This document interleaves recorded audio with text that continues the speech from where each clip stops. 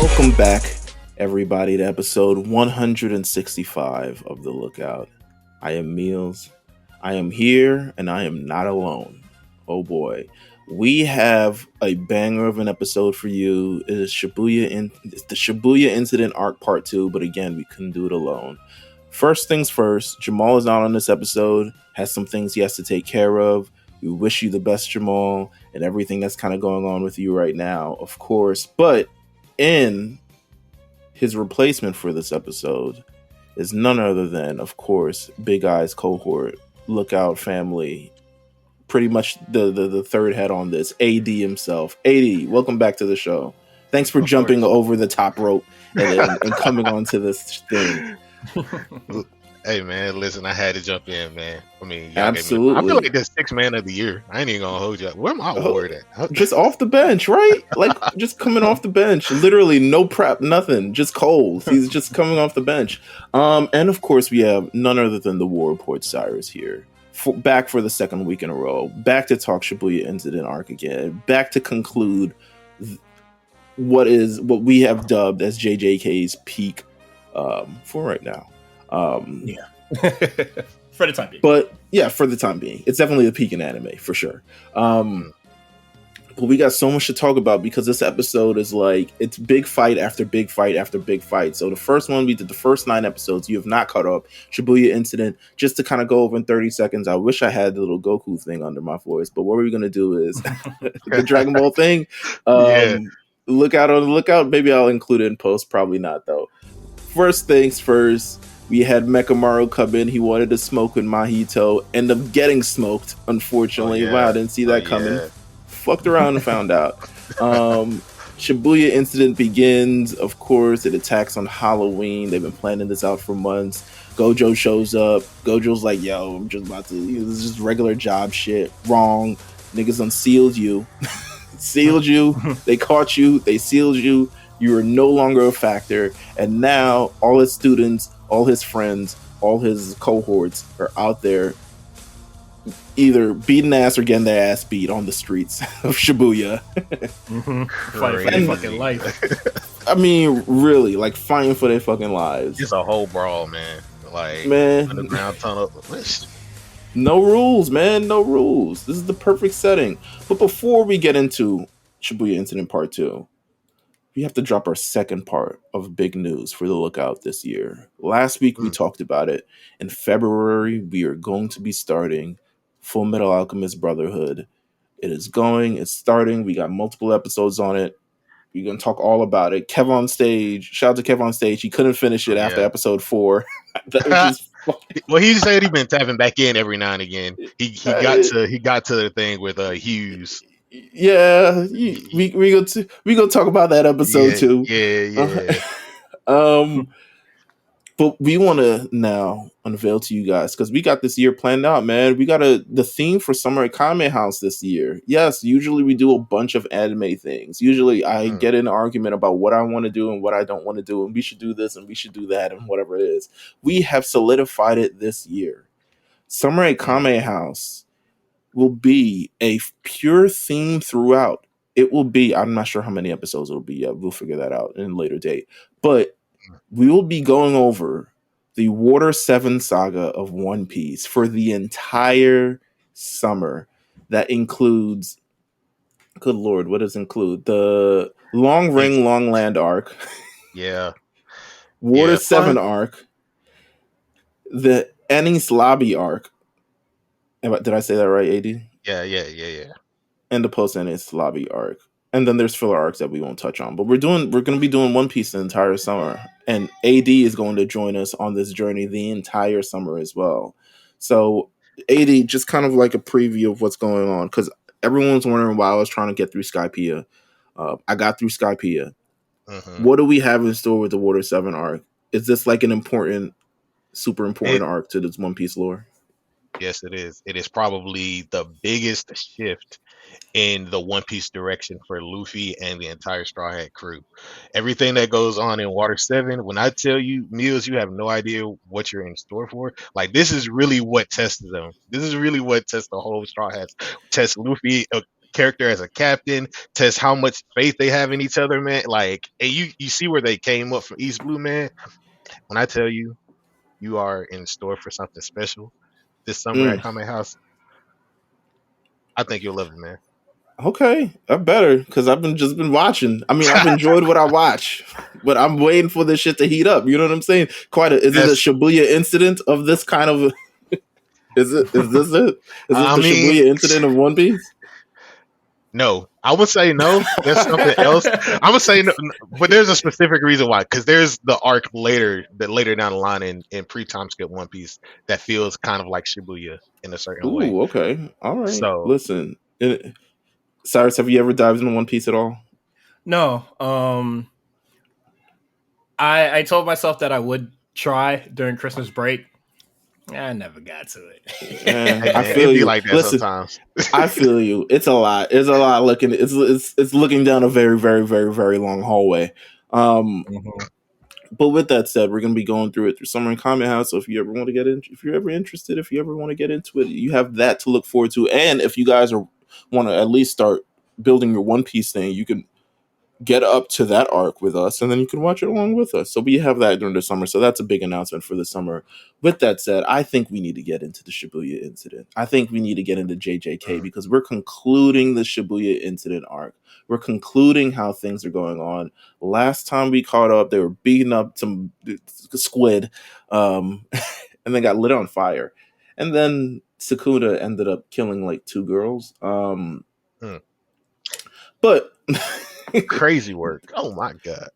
We kick off this crazy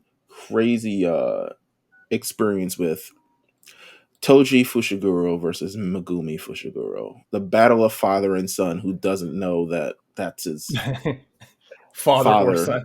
Or he doesn't quite know that's his, he doesn't realize it till the end. He instinctively put the never mind. No, but you can. I was just gonna say he instinctively put the belt on that kid, man. I'm just saying, like, yeah, he knew he was a badass jit. Hey, man, listen, I love. First of all, he took him out of the entire.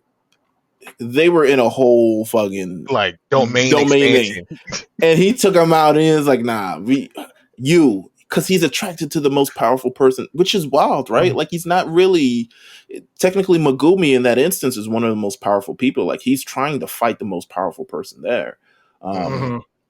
So he singles out Megumi. Go ahead.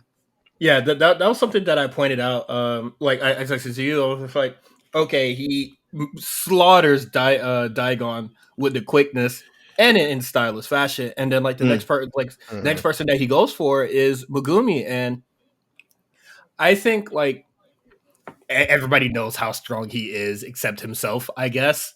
Because I really do think it's no coincidence that that's the case where he goes after Megumi to beat his ass. There's definitely a significance for it story wise and just in terms of the fight, but Megumi is essentially, I mean, he's been drained from the last couple fights and now he's fighting for his fucking life. He uses Rapid Escape, which is one of the, I mean, they did a great job. These next 2 episodes, they did a great job of animating these episodes because there's nothing I love more. And I wish they do this with My Hero, but they never do it. That fluid animation, the fluid artwork style that they borrow. I mean, it's the same animators, I believe, from Mob Psycho 100. But that fluid kind of style where it's functional, it's moving, it's, there's a lot kind of can go on with this kind of style. Yeah. I that when they get into their bag with the fluidity of motion, and going through, they call it the cube space, because when they do the extremely efficient slices and everything, I believe that it is, they be in their bag, man. Long story short, yeah. Listen, shout out to that one bunny who was getting it in. That one bunny, yeah, who wanted the smoke. Yeah, he was like, "Listen, I've been training with Master Roshi too, my nigga. We getting it in."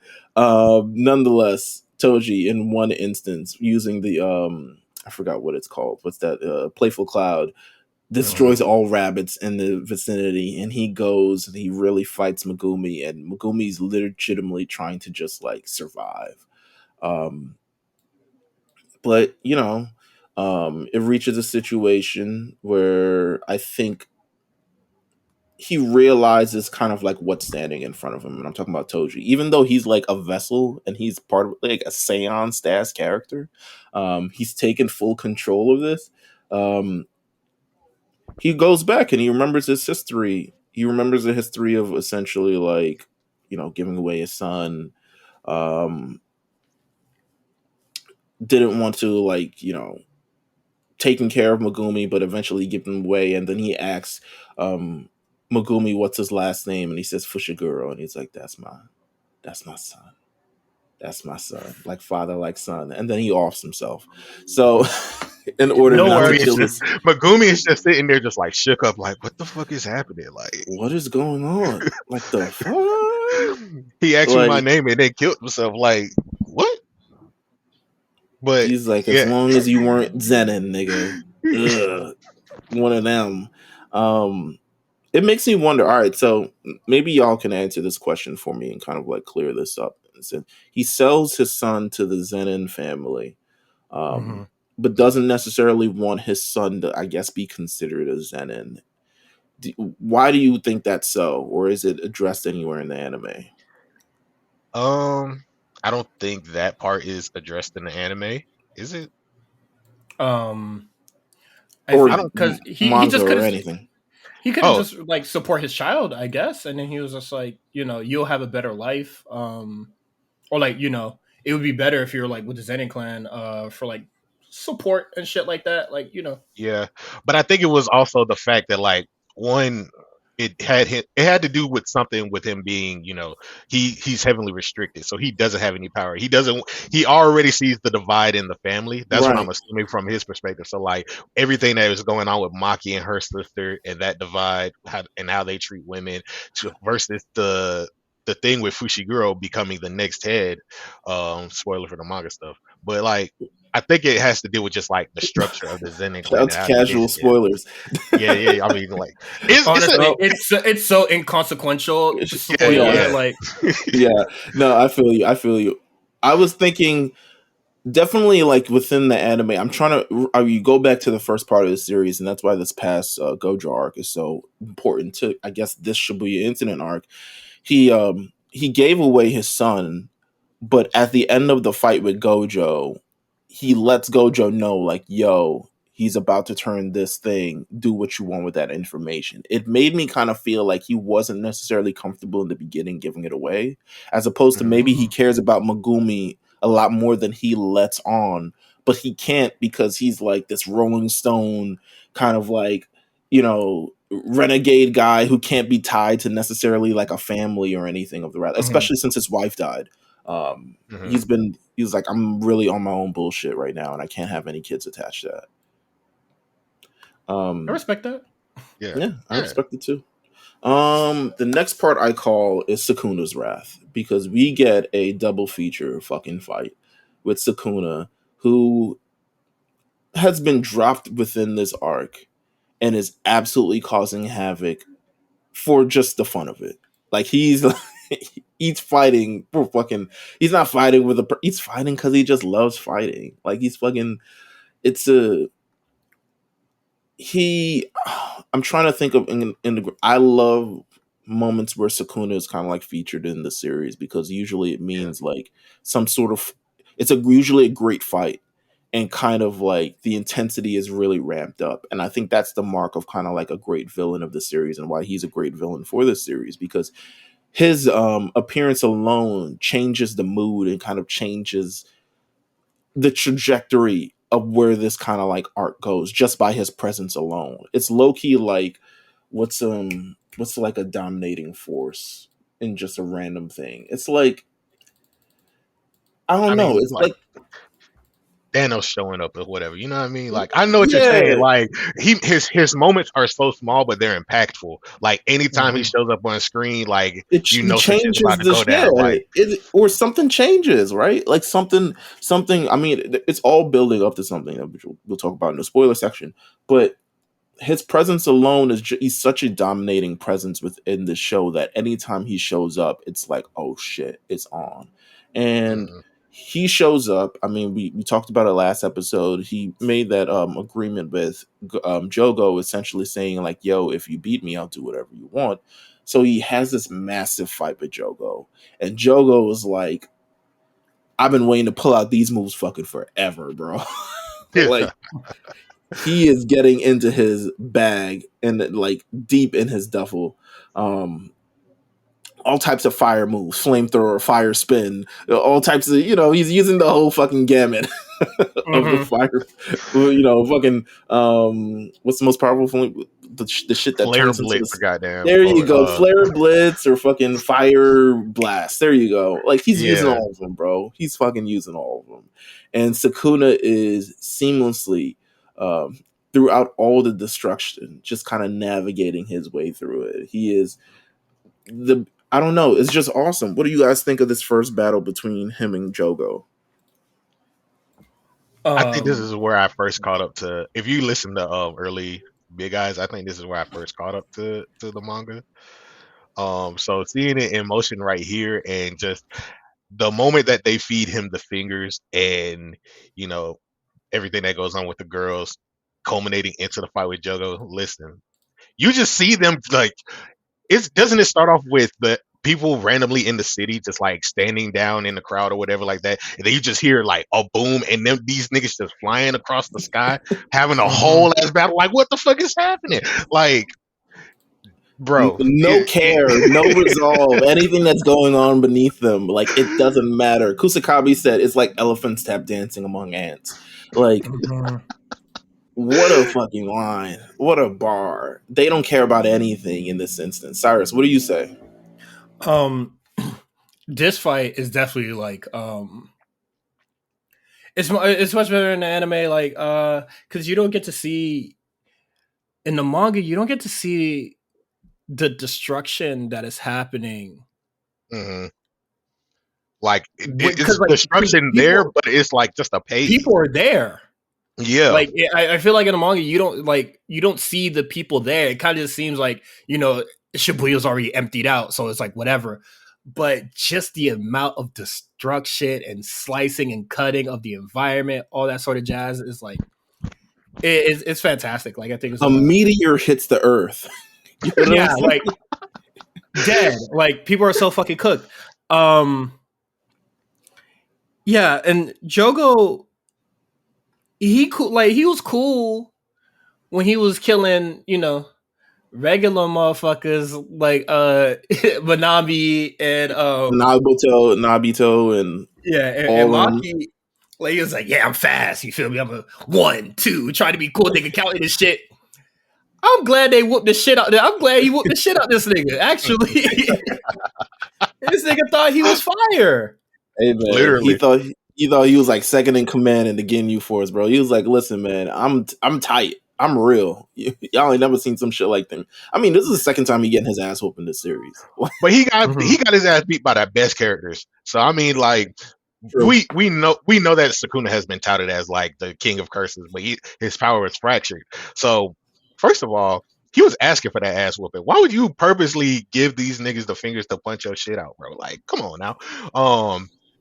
But also the fact that, like, we know that Gojo is also the strongest sorcerer of, right now. So it's the eventual, like, okay, he wants to fight all of the strongest niggas. He just happens to get his ass beat by both of them. Like, it's more along the lines of show, realistically, he's not weak.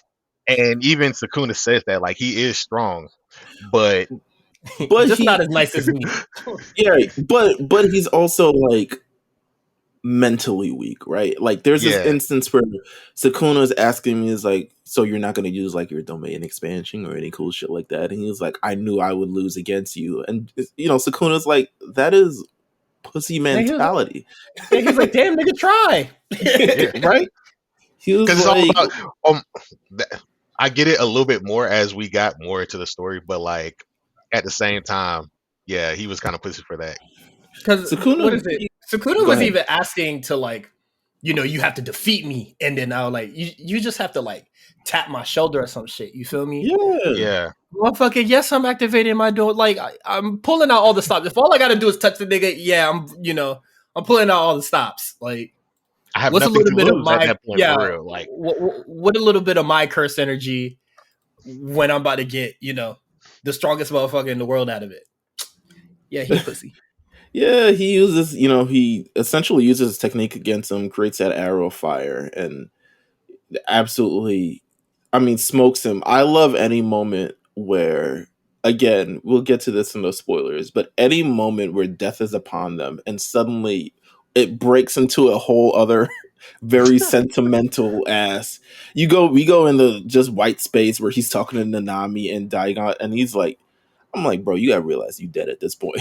yeah, Yeah, that shit's a little too funny. And that's a thing where a lot of people are just like, "Oh, is this like a UG thing?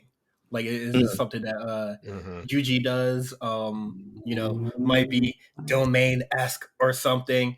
And I don't I think it's very much the case cuz I don't see anybody else.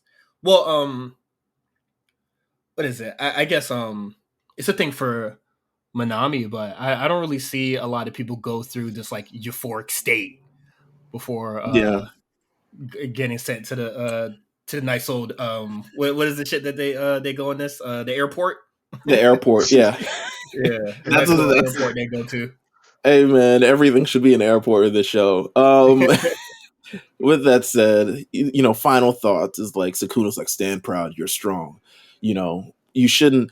He's essentially saying like your thing you shouldn't settle on this certain thing, or you shouldn't settle in fights either. You should scorch the friggin' earth every time you move. You are strong enough to be a massive, strong force in this like me, but you will never be me. And then he shows up, and then he's like, Popeye's Cajun chicken or some shit like that. And he's just like a stub, just standing there completely charred to death. And it's like, damn. Yeah, and Sukuna hits him with like some special type fire.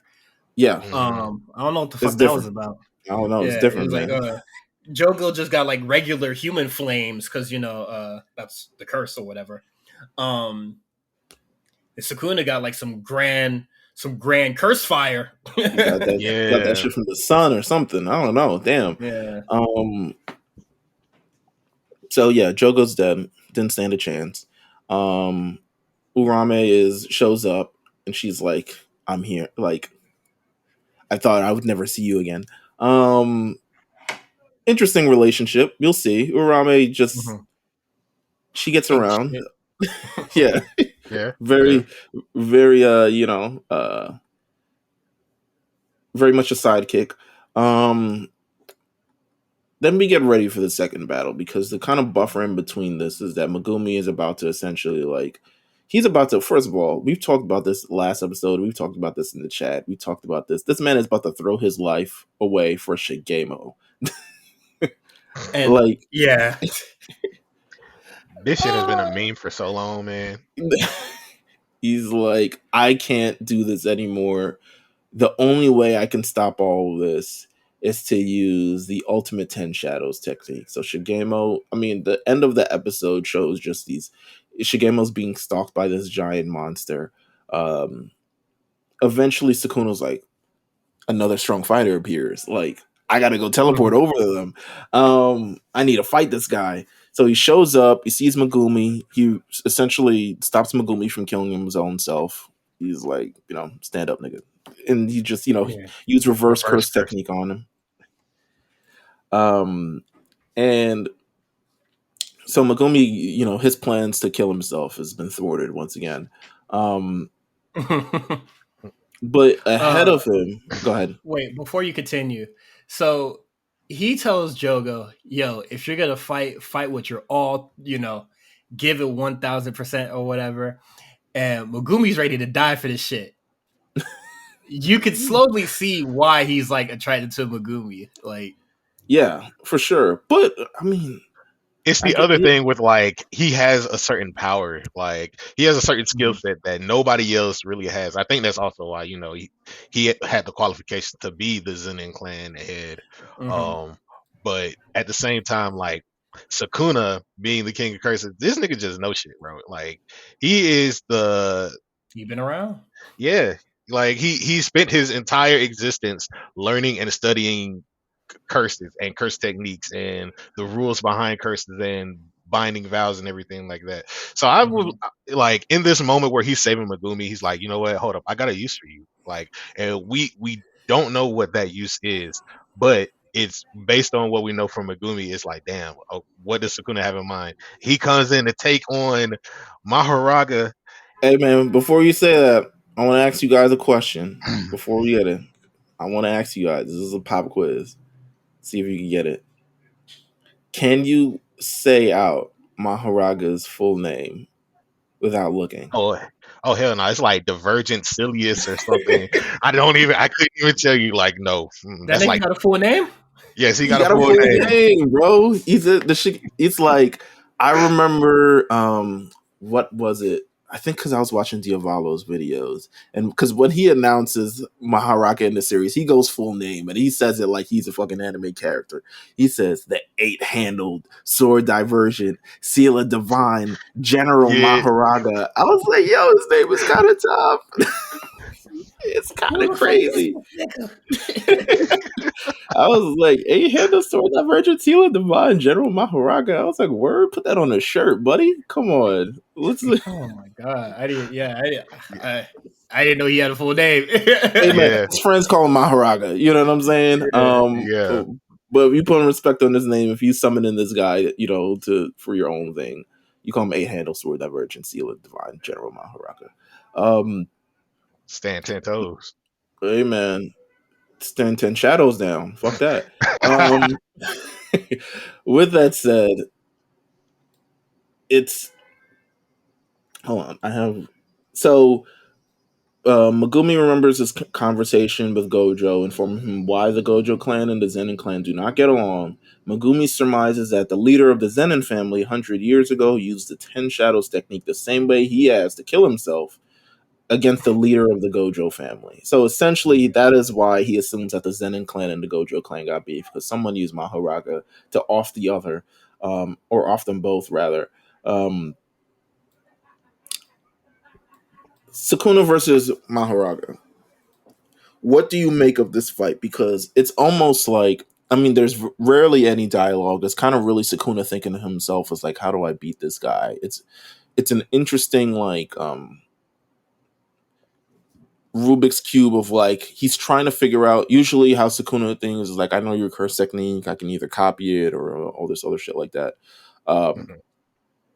he's really trying to figure out Maharaga, and figuring out like why his slashes necessarily aren't working. What do you guys? I mean, I like both of these fights. They're both animated the same way, and of course, they use a lot of destruction and a lot of like. This is like the like I don't know. It's a lot. There's a lot going on in this fight. I don't know if I'll Yeah, remember one exact scene. I don't know if I'll remember one exact moment, but I know that the spectacle of the fight, looking at the episode, them darting through the camera work, the choreography, all these other things, the back and forth of it. This was probably thus far, I think, one of the best fight in the series thus far. Would yeah, you agree? yeah. Disagree? I would definitely agree, especially because this is one of those. Up to this point, we've barely had any Sukuna for real. So between this fight and the Jogo fight, you kind of start to even like first him first showing up under the subway, like you get an understanding of the kind of thought process Sukuna has. You kind of get an understanding, a little more understanding of his personality. Like he's trying to learn by the rule. He's when his fight with Jogo, he was a little bit more like stand up, like, come on, man, you can do your best. Like, I want to see what Mhm. everything you have. What's your capability? What's your limit? Like, he is more interested in the character of a person. When it came to Maharaga, it's like, okay, this shit kind of different. What kind of technique is this? And then when you get to the ultimate, like, adapting to all phenomena and any occurrence, it's like, okay, how can I beat that? How can Mhm. I get above this? And then you see like, okay, Sukuna, you know, he's very intelligent. He wants This to nigga's a learn. Saiyan. He's a Yeah, Saiyan. He is a fucking Saiyan. he's also a Yeah, gamer on the low. Like, Nah. I think it's also the thing where he's just like, okay, like I've been gone for a really long time. Let Mm. me see what you niggas got. Like yeah, I've been sealed for years. And then I think like in a sense he's very similar to Kenjaku just in the form of combat where he's just like, show me what you got. Right. Let's see how you maneuver and how you put this shit together. And that's why he's just like, yo, with with Jogo, he's just like, don't be pussy, bro. Like show me everything in your bag right now. Mm. Um and I think that's very interesting for that character. Well, go ahead. no, I was gonna also say like, especially with like Sukuna and going into like, can I? Well, side tangent before we go back to the other thing. Can I just say like the animation in this fight was great though. Like I remember seeing them like he threw not Kenjaku. They're Damn. throwing buildings at each other, bro. Yeah, Like they're throwing throwing whole buildings at each other, like structures. throw them into a pool, like they're going in through buildings, like slicing and dicing between. I think the best part was the explanation of his curse technique, and they cut to under the subway, and the Mhm. girls are talking like, the power is out. I don't think there's any more cell towers. Like, don't worry, there's gonna be some help. And then they go into like just the fade and slow fade of their bodies as he's cutting through the area, like. They causing destruction on a level, and it's like it's not even intentional destruction, right? It's like they're Mhm. focused on this battle, but they don't care what's happening around them. Literally, Mhm. the world is their stage. It's incredible. He ends up using malevolent Malevolent shrine. kitchen. Mhm. Yeah. Oh, sorry. Malevolent kitchen. Um, but decreases the radius to 140 meters so he doesn't kill Megumi. Because he love that boy, man. He was like, man, I love that kid, like a son of mine. And he's like, I wish I could be him. But he just he uses malevolent shrine again. The slices aren't get through. Eventually, he does. He uses, I think, the same arrow technique to eventually kill Mahoraga. Mhm. Because that's the one thing. Mahoraga's essential technique is like he's going to, after a couple turns from his thing, he can adapt to any technique that you have. So you better have another technique at least, or you better not be. You'll be extremely limited in using the same technique over and over. You are not going to spam anything on this nigga. Trust me. So Yeah. that's why I'm like the battle. Excuse me. That happened between when he initially got used against like whatever Oh, the some Gojo and Zennin. Gojo thing. I was just like, what did like what was your plan when that came out? Like, what'd you do? Like, Right, right. you just froze up because shit, I am. Like, Bro. if you couldn't beat this nigga straight up, and he was probably giving him the hands. I'm not gonna hold you. The Gojo Yeah. nigga was probably giving him the business, so he had no choice but to bring out Mahoraga because there's no other way. Hey man, them fucking six-eyed goons, bro. Fuck them. I'm sure the entire fucking curse society was like, man, fuck these niggas, man. I hate them so much. Anyway, it's the battle's over. Sukuna takes Megumi over to Masamichi Yaga, and leaves his body there. He's like, yo, I want my mans to die. I don't want anybody else showing up and randomly stabbing him here. And then Sukuna, transforms back into Yuji. And once Yuji really, regains control of his body, he sees how many people have been killed, how many people have been put in danger, and he just starts panicking and vomiting and rubbing his fingers against the fucking ground. And I was just like, bro, that That's was a probably the real, nastiest part. I was Yeah, like, yeesh. yeah. How hard you grinding your hands? you're right. He's like, to me, that was like such a it was like a real moment to me. Like it Mhm. touched me in a way that He's promised, he's like, in this thing, like, I'm not trying to kill innocent people, but he knows ultimately he is the vessel, he is the weapon, and it's something he can't control. And it bothers him. It bothers him to see, loved ones or people or just kind of this entire city, dead. But he essentially says, listen, fuck it. I got to lock in because there is still Mojito that's out there killing people. I got to lock in. I got to get it, get shit done. Those are the Sukuna fights. That was Sukuna's moment in the series. Again, 10 out of 10. Anytime Sukuna is involved, big shit's popping. Next episode, go ahead. I was gonna say last thing. It was really funny how this nigga really just had them stand there when Jogo pulled out the fireball. Y'all Anybody cannot who move. moves, and anybody who moves getting killed. 5, as the meteors are coming towards them, beat a sweat on the head. He's like, go, and everyone just zips out of nowhere.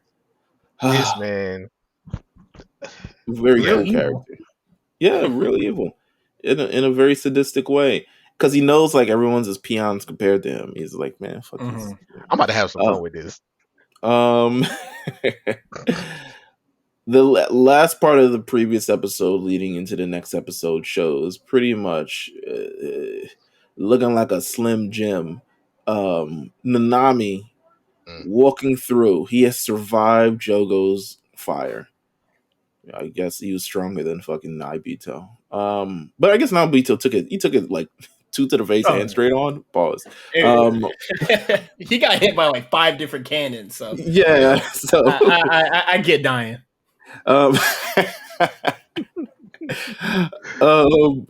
We see him, and this is called kind of Nanami's last stand. We see him walking through the tunnels, and he eventually approaches Mahito, who's like folded up in a booth, and he's like, "Ooh, somebody."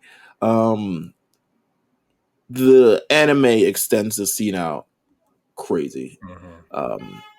It is a whole. I guess it's more of like an ode to Nanami. I guess they didn't want to, because in the fucking manga, he just like he sees him and things him. He in the manga he does do the slaughter thing, but like they definitely made it a little more dramatic with like the dancing and all that and shit. The beach and shit. Man was in like a Cymbalta commercial, bro. Like this man was in a whole Claritin commercial. It was crazy. Easy breezy, beautiful cover Nanami, man. He was out here living his best life. He was like, I can't wait. That was his airport. You know what I'm saying? Yeah. He was having a little Duval play in the background too. Because he was just like, oh man, I would love to go to I think like Bali or whatever. Yeah. And it was I like, ain't gonna hold you. That's a good you gotta dream, take an though. airplane to get there. So he's destroying all these cursed spirits. He eventually gets to Mahito. Mahito just puts one hand on him, and at the same time, Yuji pulls up. I don't like how they did it in the show, because I feel like in that it's weird. In the chapter, it's like positioned better. Because I feel like in the show was weird. Yeah, it was really weird, because I think it showed him from a different angle than how it is in the show, because in the manga is really like focused on Nanami in that moment, and you kind of get to see him face, full kind of like there. But in the anime, I mean, this is a very nitpicky ass shit, by the way. He's behind Nanami instead of on the side of the Nanami, and I was like, oh, okay, all right, creative liberties, sure. Y'all the ones in the sweatshop killing. You know what I'm saying? But with that said, Nanami gets absolutely transfigured by Dominicans. Gets absolutely transfigured by Mahito, and it's one of the saddest moments of the show. I mean, this is Nanami. What you say is kind of Nanami's dead, so let's do our like in Requiem or whatever it's called. Nanami, his place in the show, in this series thus far. How did we feel about Nanami all the way through? My favorite character. Yeah, up to this point, yeah. Well, he always was. Um, he's my favorite Still it? character. I feel like it will. I'm the same as Gege. It was just like he died, but it was just like yeah, it was for the good of the story. I like what we got here. Yeah. That was good. That was good. I mean, Um, yeah, I would say so. Yeah, so like I'm Yeah. not you're not mad that he died. You don't think no there's more we could have done with Nanami? nope. Let's we can revisit this question in the spoiler section. Um, but actually, we'll do a lot of questions spoiler section. Make sure you guys tune Mhm. into that bonus episode as well. He kills Nanami, which sends Yuji kind of a little bit over the edge. But his final words is essentially like, I forget what he says, like finish the job or like you can take it from here. Yeah. Um, and um, we get into the battle. Yuji's greatest nemesis, Mahito's greatest nemesis. This is the one-on-one battle that this series is kind of built off of. And, I think if I had to say in terms of this first round of this thing, it's definitely leaning more towards Mahito. I think Yuji's got a lot going on currently. He's still struggling and still kind of dealing with a lot of things, but also he's still not as I think he's experienced in battle, but still not as experienced as he probably could, or a lot of his contemporaries, like an Anami, who could Yeah. probably hold his own much better in this situation. Um, but it isn't until we get the reveal that Mahito actually split himself in two, like, I guess 2 hours before, so he could catch Hmm. Yuji. He split his body in two so he could clear more ground in terms of find Yuji before everybody else who had their own ulterior motives could find Yuji. And Hmm. he runs into Nobara, and now Nobara, who hasn't really had a great showing in this arc thus far. I mean, she got her ass kicked pretty early, but she's holding her own against Mahito because her technique works very, very well against his. And I don't think that's played up enough in this series about like how Hmm. techniques work up against one another. Hmm. Um, Especially Nobara's, who seems perfect to really take out Mahito, essentially something that like affects the soul. Yeah. And that's what all that Mahito is kind of like about. Yuji in a sense too, because he has that double punch thing where it punches you once and then it punches you in your soul. Um, Which is also but silly, but yeah, it was like, oh shit, double impact. It's like a Pokemon move, but I loved the whole Nobara thing in in the manga and in the anime. And I think in the anime she gets a really, really great showing.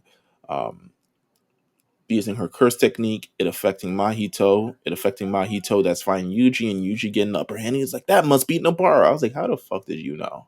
Um, but he knew. That must be Nobara, because it could be nobody else.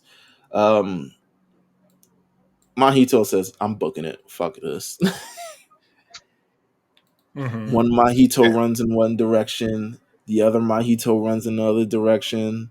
I don't know if they high five or not. That would have been But hilarious. the real Mahito heads towards Nobara. The fake Mahito runs towards Yuji. And Yuji's just like, Nobara, get out the way. But, you know, he touches her face. And again, um, the way the anime adapts this kind of like part of the series. First of all, this is an incredibly brutal chapter in the manga for readers. hmm Hmm. Like, brutal. In a way where essentially it happens at the end of the chapter, um, and we don't know necessarily what to think. And then we get the whole backstory, you know what I'm saying? Which I love. It's very quaint in the show, and it's actually a great removal from the major intensity that's kind of happened, Hmm. which is why I appreciate it. The whole Nobara backstory with the girl and kind of showing you how Nobara was and all these characters that don't really mean anything in the series. Um, it kind of like stands on its own as something like kind of cool and kind of fun. Um, and then they're you're immediately go uh ahead. they're they're important to Nobara, so I think that's important to the story just a little bit. Yeah, like we didn't get a chance to like go through any of their backstories for real. Like, of course, like for certain characters, we know that we'll dive into them eventually, depending on their importance in the story. And I think up to this point, like Nobara was an important character, but in He this was. instance, where like Just her friends weren't. Unless they have a seal on their head or something. They're I'm not saying that they're like whack or anything. I'm just saying like they have no she made this vow to them that she'd come back to them, and maybe the vow will be That's yeah, the only part that's important. yeah, yeah, so maybe it will be in the end. When we get to the end of the chapter and we see Nobara's eyes completely like out of her. It's the one of the most brutal. It's not even like a death, they but made it's like this. go Oh ahead. my god, I was gonna say they made this part the craziest. Like, I think this is one of the parts that they did way better in the anime compared to the manga because they show a shot of you looking from her skull, like with the eye out, From her eye looking, socket. Yeah. yeah, from her eye Mhm. socket, looking at Yuji, and that shit's so crazy. Like, Mappa, I'm gonna just go ahead and give y'all a applause right quick. I'm sorry that y'all didn't get a chance to see your families, but y'all were doing everything in the art direction and everything. Listen, dog, it was crazy. But the moment getting played up to this point was phenomenal, and like just Nobara, like being shown this way in front of Yuji, he's broken at this point, man. Like, Mhm. Without spoilers, is Nabara dead? Yes. I'm gonna say well, no. I'm gonna say no because of the guy coming over and saying her wounds won't get any worse. She still Right. has to pull through herself, but her wounds won't Well, get any guess worse from here. what? If you're already dead, doesn't mean it can't get any worse. Like, You just preserving the body. Shorty already missing a chunk of her brain. It can't get any worse. Like, well, the nigga dead already, so I Hey mean, man, that just it's depends on like we don't. One thing she about might she might have learned reverse technique off screen. Reverse curse. You know how yeah. gay it gets, bro.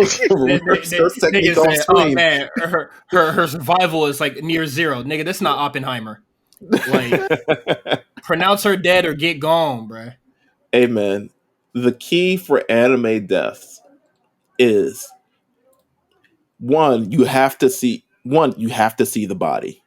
That is yeah. it. You need to see the body to make sure that they're dead. I mean, we see the body here, but it's not necessarily confirmed that she's dead. And we need absolutely like her brain thing, one of her vital things is gone, something along those lines. We need confirmation that she's dead. One of the greatest things in this series thus far, one of the greatest mysteries of it that Gege has managed to keep going thus far and thus long is Nobara dead or not? And we have not gotten that answer yet. Even in spoiler section, we haven't gotten that answer yet. And it's one of the things that I think a lot of fans are hoping for to see in this kind of story and really gravitating towards, except Cyrus, who's like, nah, she's dead. She ain't coming back. Don't worry about it. Bus stop. I'm not Um, holding out hope. she right at the bus stop. She like number 3 right there. Um, Here's what I'll say is it's an interesting creative choice from this series. Bringing Toto here during this fight with Yuji and Mahito, I'm not sure I'm really with that decision. Um, I love Toto, and he loves Yuji. I'm not sure if he's fully needed in this instance. What say I you? think.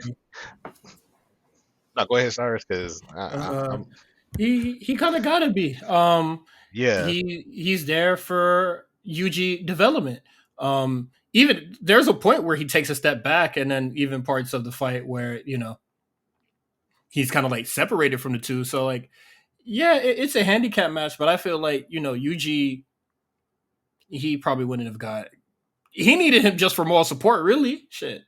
Um, yeah. Like yeah, even in nah, that instance, like, he oh my needed that bad. push. Yeah, he needed the push. In general, the fact that he saw his mentor, one of his mentors, get killed right before his eyes, one of his teammates getting, her face blown out in front of like pause, but like not, it's crazy in that instance. All of these things happening back to back, especially when he was just landing black flashes on Mahito in this fight, like up to this point where he made the decision to run away at that point. It's not like Yuji was, giving up. He was conquering himself through all of this stuff. He's like, I can still do it. He's pepping himself up through every moment to the point where Mojito's like, no, I got to do a little bit more for myself. And so I think Toto in this instance with his technique, he's the perfect tag team partner to help get Yuji through the situation, because not only is Yuji strong and capable enough, he needs the motivation for himself. And Toto has the proper curse technique in order to help him make sure that he stays out of trouble. Like, he's very elusive. He knows how it works. He knows the rules. It's disorienting to Mahito, which is some of the stuff that JJK lays out really well, is like matchups and making sure that you know the rules to your own technique, and you can only let off so much if you use it in a specific way. And so that's what, with Sukuna, him trying to figure out what Mahoraga's techniques are. Everything that going on in this fight is him using his technique while also working with Yuji, but keeping Mahito on his toes and staying away from what they know about his technique, because that's the thing. Like, Mahito, everybody knows what Mahito's technique is. One touch and you're done. So this entire moment is just like a game of keep away, and they're doing the whole thing in the subway, all the way up to this point. I think he's the perfect person to be in this fight, to like kind of push it over the edge to where it needs to get to. I think I would have loved to see him fight Mahito alone in a sense. Maybe Yuji's kind of like trying to really trying to figure out the situation, and he sees, Toto putting his all into it, and it's like, I can't let someone else die under my watch. Let me find the resolve within me to kind of like go and do this. Kind of like, I would like replicate the relationship to like what's my man's name from Yusuke and Kurobara kind of vibe. Not necessarily that they hate each other, but they push each other to make themselves stronger. I don't know if I'm really like with like the handicap match kind of vibe. Because one, it ends up being like Mahito ends up they're not playing fair. Yeah, it really isn't. Mahito was never playing fair. That's the other thing. Like, he was playing fair because that's his technique. He's using right? That's his technique, bro. Like, what the like, there's nothing that anybody can really like. I would have loved to see, and this is just I understand fuck playing fair. Everyone's lives is on the line. Don't get me wrong. I understand that. I think from a story perspective, in terms of like Yuji and kind of his own development, I'm not sure how much Toto plays a major role in this, other than like the pep talk and like the cool technique. Like, we've never even really seen Toto fight for his own self, and at this point we won't anymore. But it would have been nice to see like that kind of. In my opinion, I think it handicaps it a little bit. It takes a little bit away from the moment in a sense. It doesn't completely hinder it. I still think the fight is awesome. I still think the intensity is like ratcheted up to another level. I still think they push Mahito to another level. But I feel like all this could have still been accomplished maybe in a one-on-one fashion. Cyrus, what do you say? No, I just think I'm cool with the matchup. I feel you. Yeah. I feel you. It don't bother me no bit. Funniest part of the episode by far. Mekamaru's goodbye. To me, yeah. He's like, I'm just a puppet, and I just, there's this girl that really, really liked me, and maybe I was trying to impress her. Maybe this was a bad idea. All this other stuff like that. And me was crying in the sea, and she's like, Mekamaru, no! Meanwhile, just get gone. And while everybody else is pissed off, everyone's hating hard. Y'all what do you mean we're gonna die? What that nigga mean? What do you mean? How y'all all got y'all ass whooped at the fucking at the little tryout joint. Yeah, you niggas his ass. Yeah, They were like, I can't believe he made my, underclassmen cry. And it's like, what do you mean we don't have a chance for survival? And that Toto's the only one who could. I mean, we're gonna see that they had no chance at all. But um like they get in the battle and literally contribute nothing. But crazy. I thought that was fucking hilarious. They were like, fuck this robot nigga for life. And I hope he stay dead. Um we get to the conclusion of this fight. All three fighters bring out their potential, 120% of the potential, which is cool. Whatever that fucking means. That's what I said. But then also it's like, I guess it leans into this little transformation shit. Mahito comes with this plan and he cuts off one of Toto's arms, preventing him from doing the boogie woogie. Essentially, this man is no longer important to this series if he does not have two hands. Yeah, right. I'm like, man, you suck. He's like, clapping is an expression of the joy that people have, and it's like, you can't clap then, like your stub is not working. I did like the anime original things. Yuji throwing the rock, him taking place of the rock, and him having his little dream where he fights with the what's her name, the singer. Oh yeah, I know what you're K-pop talking about. idol. Yeah, that part is Yeah, hilarious. Yeah, it's amazing. Essentially, he's out of the fight, but Mahito, he upgrades himself. He reaches a new form, instant spirit body of distorted killing, reborn, new form. Comes out and says, "Happy birthday." Yeah. But then he gets beaten in like half an episode. So I was like, what is this new form really? I was like, is this like Golden Frieza where you just weren't used to using it at this point? Like you got this new toy. He couldn't punch you. You got distracted once. Wait for the police to finish. But yeah, and then got smoked. And I was just like, I think it's still because of the whole thing of he still got to touch them. So at any point he got to touch them, bro. Like they know it's a wrap. I love the moment though where he expands his domain and they show like their perspectives in that 0.2 seconds, like him expanding the domain, and then it presents to like Yuji, like and what his thought process is, and then the camera moves to Toto, and then it goes back around and they show all of their different thought processes clashing in motion at that moment, and that's how you get Toto losing his arm. And it's just a very well done moment. I think the best part about it for me is just like even with that him losing his arm is like, yeah, no, this is still a stub. Mahito fell for the fake out. He actually fell for like an idiot. For the clap. Yeah, it was like, I guess he's not perfect. And Yuji uses special anime closing punch fight, full on, I was like, damn, this is hard, this is tough. But this is definitely like when Goku killed, King Piccolo. And then we get the snow, the wolves, Yuji looking badass. He's like, I'm gonna kill you, motherfucker. I've been waiting for this. The Covenant. My whole fucking life, nigga. And he's crawling, and he finally gets up to Geto. Geto, he's looking at him like, get up, little nigga. He's like, do you need help? And boy, this is the final stretch of this entire Shibuya Incident arc. We get to the Geto part. Geto reveals himself as the actual true villain of the show. Fuck what you thought of Mahito was, apparently. Which I hate for Mahito. I hate it for him. I hate it made the slow realization that he was a pawn all along.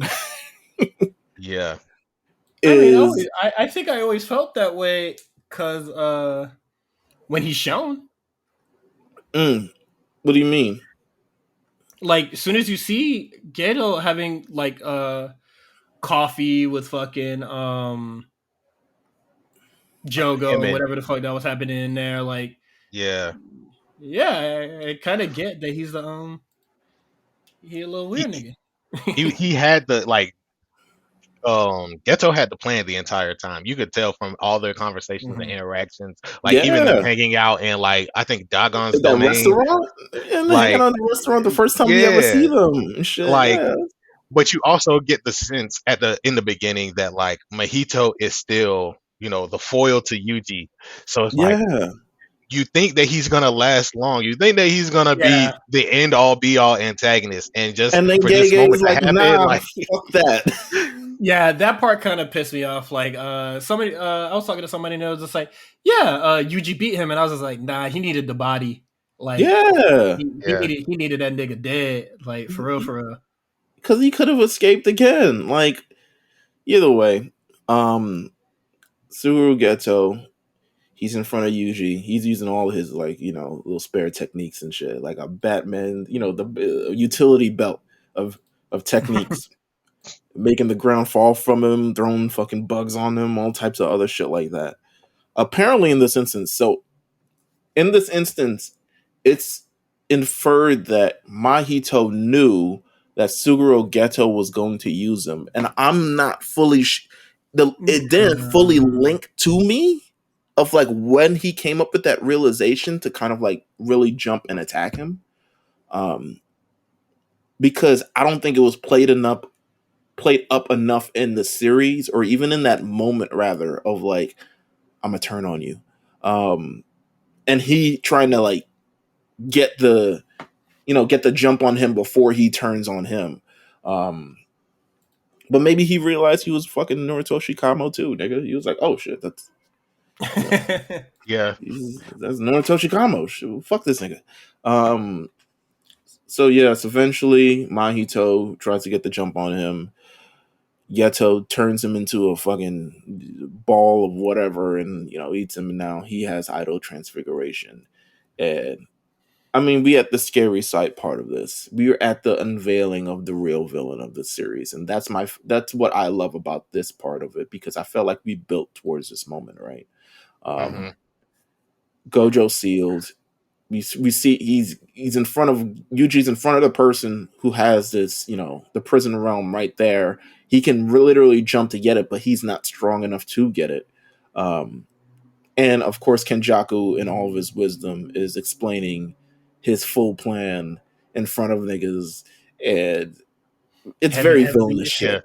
This is when heavenly Yuki Pat. shows up and then like the rest of the Kyoto, like everybody starts pulling up at this moment and he's getting the full rundown. He's giving it to Yuki. But also in the same moment, like we built up to the first part of season 2 where we have Gojo, Geto, and Yuki had like they're all interacting and everything like that. And one of the last conversations Geto has with Yuki before the chapter 0 stuff is Hmm. about what is the way for Jujutsu sorcery and this society to go moving forward. And Hmm. so after that, I'm pretty sure that she doesn't see him in 0. And then the next time they meet, there's somebody with his body, but it's been confirmed, quote unquote, that he was dead. So like this interaction for her is also kind of shaky as well. So it's like, do you remember that talk we had? Do you like what kind of girls are you into? All of that stuff playing up in this moment, and then He is not into Geto. girls. Hey, chill out. He's into About to curses. blame. All right, you took it the extra mile. Cyrus, what struck out the most about this final kind of sequence here with Ghetto and kind of interacting with everybody as they're going to attack him, and Um, trying their might and failing? yeah, yeah. Failing is an understatement, but I do like this reveal. Like, because I definitely I read 0 before I even started. I was told to, so I was like, sure, I'll read it. You were told to read 0 before the series? Yeah, I was. Okay, They said, all "Hey, right. man, it all comes together." So I was just like, "Yeah, I'll read it." Man, y'all don't read. Okay.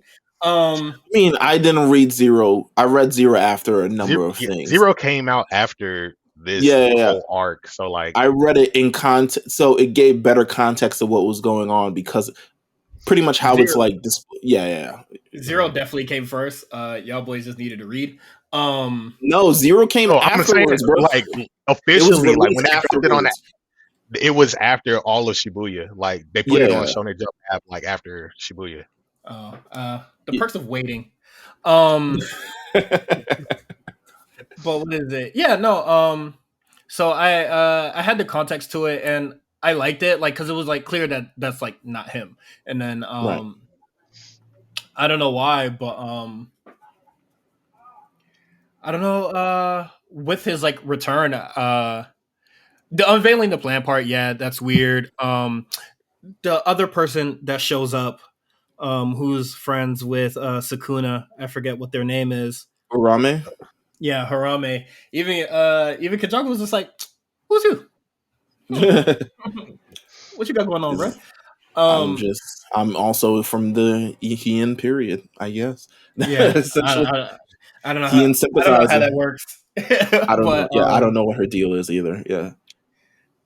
yeah, no, I liked the reveal. I thought it was nice. Like now that we have like um we have like a villain to Can we kind of talk unite about under. Can we talk about how he was about to smoke Miwa, like off the face of the earth? Yeah. With the And fucking maximum Uzumaki, and she's like there, and she's like simple domain, and makes that binding vow never to swing a sword again. I was just like, yo, these Kyoto niggas, get the fuck out of our Mekamaru face, had man. a point. Mekamaru had a point, man. Like they came and did nothing. Hey man, Mekamaru could have helped. He's a dumbass too. They wasn't gonna let him leave alive. If all of this was going to happen anyway, he could have did nothing. Everybody in Kyoto is a moron. There. Yeah. Literally. So yeah, Urame comes up using all her ice attacks and shit, ice beam, blizzard, frost, whatever it is. And they realize in this instance, and I think it's Choso who now is like, Yuji's my brother, and that's also the other big reveal, is like he believes that Yuji is his brother, and Yuji's like, yo, what is this nigga talking about? Because of how he responds to his brother's deaths, and how it was a similar way of when Yuji was about to die. But Choso shouts out, that's Noritomi Kamo, and he's like, that is just one of my, one of the bodies I've usurped. I've also been Yuji's mom, and this other person, and blah blah blah. And he's like, he's been going around. Essentially, the plan is, all right, check me on this plan. Fact check me on this plan. He been traveling around for years. I don't even know what that was my big question. It's like, okay, you've wanted to do this for a while. Why now? You know what I'm saying? That was my big thing of like, okay, you've been doing, for 100 years, you wanted to revive the Heian period, et cetera, et cetera. But why now? But in now, did this plan. He waits for Mahito's power to get unlocked so he can essentially steal the power, so he can use remote idol transfiguration to rearrange the brains of people who have ingested cursed tools, so they can become proper vessels without their body exploding, I'm assuming. And then also awaken other non-sorcerers and give them the ability to be sorcerers. I read it like 4 times. Go ahead, fact check me.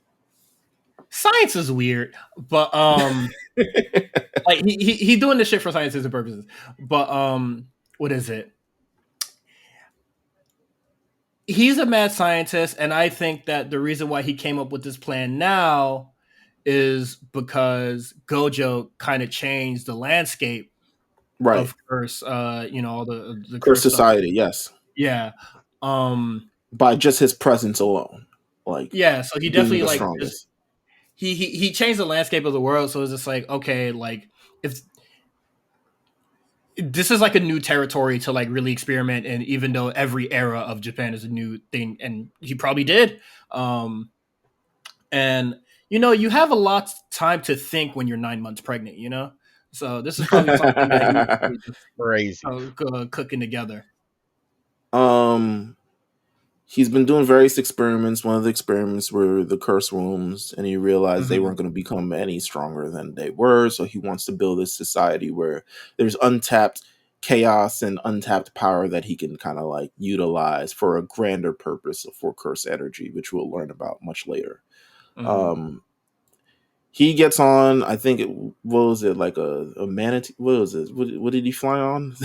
He gets on I some think it fucking was like a fish. manatee. I'm thinking Stingray. Manatine from Stingray, because I'm thinking Manatine from Pokemon. He gets on this fucking Stingray and flies away, and with Gojo, and the prison realm and shit. Meanwhile, everybody's getting their ass whooped and contributed nothing to this entire thing and couldn't do anything. And Urami's like, I guess I'm going to because I got no home. And we're left with the shell of society currently. Society is fucked because all the cursed spirits are being released and they're fucking up Shibuya and pretty much everything outside of Shibuya, and it's only growing, and the citizens are in danger, and the Japanese government who knew about curse society is like, should we tell these niggas that it's curses and shit? They left a goddamn hole in the city. Yeah. Shit is leveled. This I love the panning shot where like what is it? There's just like nothing left. Yeah. Like completely leveled. I was like, that's fire. Also, yeah, I guess you got to tell people about that, bro. Yeah. Empty All streets of of society Shibuya is going down. Stocks have to be sold. The stock market is crashing in Japan. Oh, May is a fucking what a goon. Yeah. She was like, no, sell her your stocks now while I do inappropriate shit with my brother. Fucking Why I just be fucking weird? Yeah, wee. Crazy. We get what we wanted at the end of this arc. I mean, I was interested in the pacing of this arc. I was wondering where we'd end up, and eventually, considering how they were pacing the Shibuya incident, I was like, we have to end up here. This technically begins the Itadori extermination arc. But we see Yudo Kotsu finally appear in the main series after multiple years, after a number of episodes, after being hinted at and being in the beginning, opening credits and all this other shit.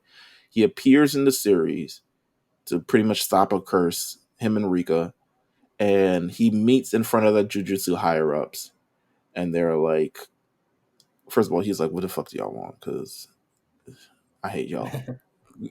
Y'all, and he's like, we need you to kill Yuji Itadori. And he's like, I was gonna kill him anyway, because he's part of why my man's only got one arm now. Mind you, fucking Inumaki doesn't even need arms for his technique. I mean, I guess it's the principle of the matter. Yeah, it's a principle. Yeah. You would still want your arm. You did nothing in this entire arc, and now you have one arm. What do you mean? Come on, man. He told people to sit down. Yeah, that's true. I mean, for that 1 second. 5 notices are made by the higher-ups. First, Geto is confirmed to be alive and has been sentenced to death again.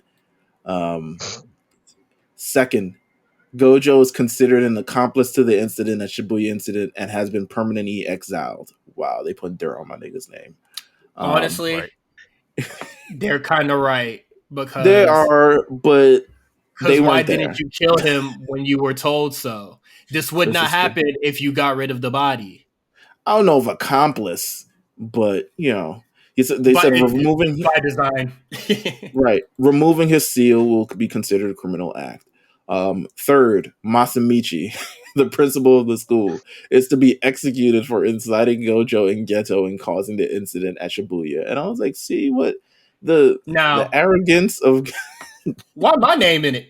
That's what him, bro. What do you say fuck me for? Like, yeah. He's like, bruh, what? Yo. And then, he says, fourth, Yuji's execution will resume and be carried out immediately. And lastly, Yuta will be appointed as Yuji's executioner, and that is how. The series ends with Yuji on that bridge, lets out a yawn, and a monster shows up, kind of like showing kind of Mm-hmm. like how pretty much the world is now. Um, Mm-hmm. It's a crazy wrap Great. up. Like, It is. Everything is changed. Everything is different. Um, but with that said, Shibuya Incident is kind of one of the more transformative arcs of the show. It kind of gives, not to say that the show, it takes it from just the introduction, which I would say the first season is largely introduction to all these characters and their motivations. And I think it takes them and adds real stakes to kind of like how we proceed with a lot of characters and a lot of the things that are happening in the show. It's seemingly like, okay, we're here to stop curses. And ideally, one of the goals is like, let's just exercise curses and we got to get rid of Mahito. But now mm-hmm. there's so much more stakes and there's so much more that's involved with it. So Shibuya Incident, man, A+ stuff, bro. It is one of the it is probably the best anime thing that happened all last year. To be honest with you, I'm just gonna be real with you. Um, Yeah, yeah. I can agree to that. Like from start to finish, the setup, like first of all, the reprieve and the build up to this moment, everything that we've been shown as viewers up to this point has been spectacular and has built up to this current day moment for them. And when shit hits the fan and we get nonstop action from beginning to end, plans collide, things get rediscovered. You know what I'm saying? Like all of it just has been an immaculate performance. And going forward in the story, because there are some things that I want to talk about in the spoiler section, but I'm trying not to talk about them. But just going forward in the story from this moment, you kind of like wonder, where do we go from here with all of this stuff right. happening? And like there's no real structure to the school for our characters anymore. Like if the principal is getting sentenced to being executed, like what is really happening? Like Yeah, if the principal's being executed, I don't know what the fuck going on in school. Um, yeah. so it's very, very interesting. Um, with that said, well, thank you guys for tuning in. Um, it's been an amazing recap of this entire Shibuya incident. If you're interested in what we're going to be doing, I think next week, I believe it's next week. Let me look at my schedule right here. We are going to be covering, before we head into, of course, the world of actually, let me actually look at my damn schedule because I'm not sure what the hell we got going on here. Um, but with that said, where's my plans or my schedule? Where's the lookout list? I mean, again, Shibuya Incident. Oh, I see it. What do I have next on here?